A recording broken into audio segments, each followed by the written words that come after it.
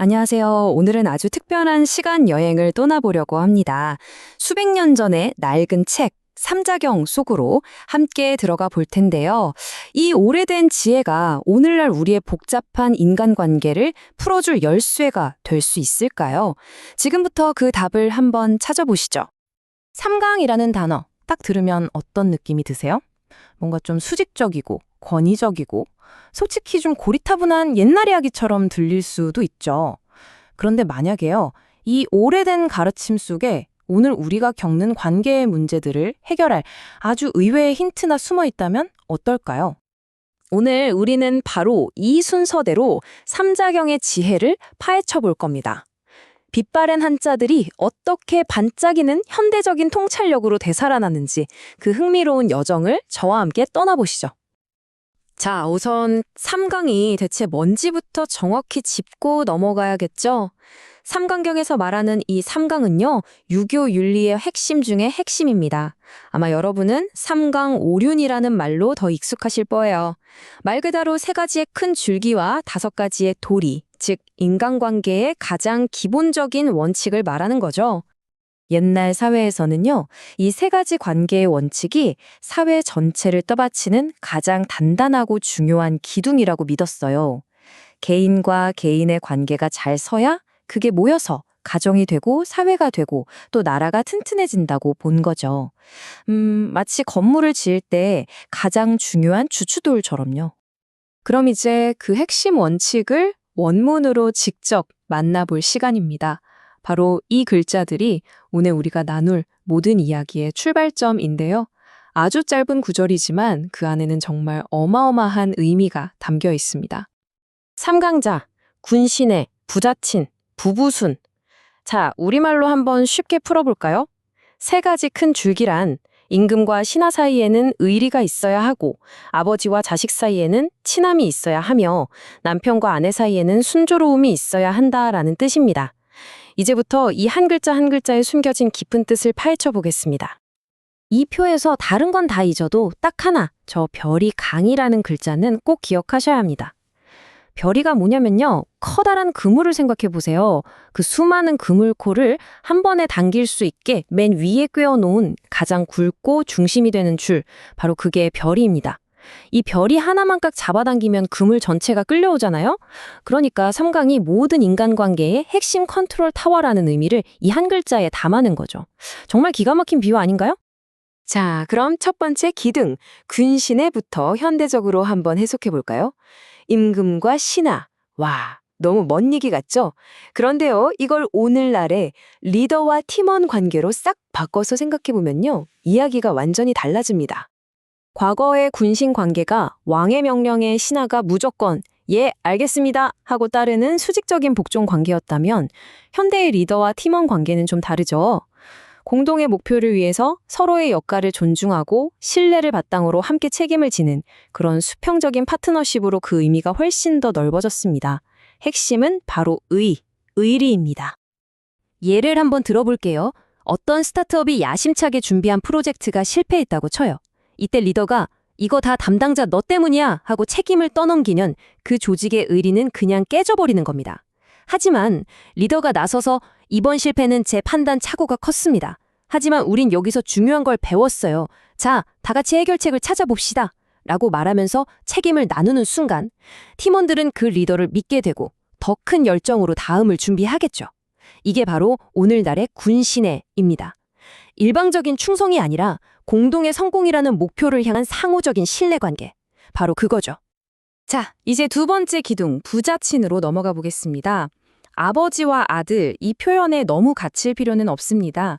이건 사실 부모와 자식, 더 나아가서는 세대와 세대 간의 관계를 아우르는 훨씬 더 큰 이야기거든요. 이 관계의 핵심 키워드는 바로 친, 즉 친밀함입니다. 가부장적인 권위로 내가 내 압이다 하면서 무조건적인 효도를 강요하는 게 아니에요. 서로의 삶을 이해하고 지지하면서 수평적으로 소통하는 그런 따뜻한 정서적 유대를 강조하는 거죠. 부모는 자식을 하나의 인격체로 존중하고 자식은 부모를 삶의 지혜로운 선배로서 존경하는 그런 상호적인 관계 말입니다. 여기 또 다른 이야기가 있습니다. 평생 아들이 의사가 되길 바라온 아버지가 있었어요. 그런데 어느 날 아들이 와서 아버지, 저는 요리사가 되고 싶어요. 라고 말합니다. 옛날 같았으면 어디서 감히 하고 불호령이 떨어졌겠죠? 하지만 현대적인 친애 관계를 아는 아버지는 아들의 눈빛에서 진심을 읽습니다. 그리고 이렇게 말해주죠. 네가 정말 행복한 길이라면 아빠는 널 응원한다. 대신 대한민국 최고의 요리사가 되어라. 바로 이게 권위 대신 친밀함을 선택한 모습입니다. 사랑은 일방통행이 아니잖아요. 서로의 세상에 기꺼이 발을 들여놓을 때 비로소 완성되는 거니까요. 자, 드디어 마지막 세 번째 기둥, 부부순입니다.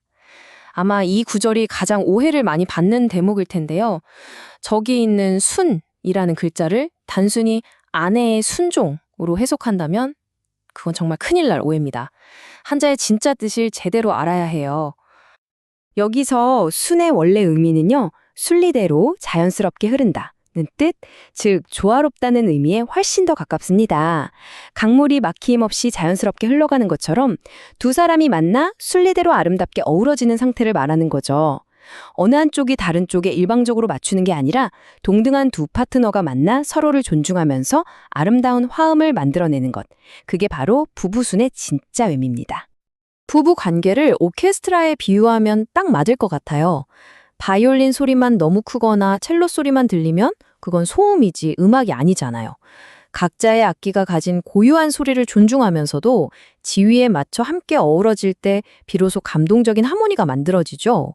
예를 들어 한 사람이 해외 지사 발령이라는 좋은 기회를 얻었을 때 다른 파트너가 자신의 경력 단절을 감수하며 무조건 희생하는 게 아니라 둘이 머리를 맞대고 우리 가족의 성장이라는 공동의 목표를 위해 최선의 길을 함께 살아가는 과정. 바로 그것이 부부순의 현대적인 의미라고 할 수 있습니다. 자, 이렇게 3강의 세 기둥을 모두 새롭게 살펴봤습니다. 임금과 신하, 아버지와 아들, 남편과 아내라는 낡은 틀을 벗어던지고 나니까 시대를 초월하는 관계의 본질이 좀 보이지 않으신가요?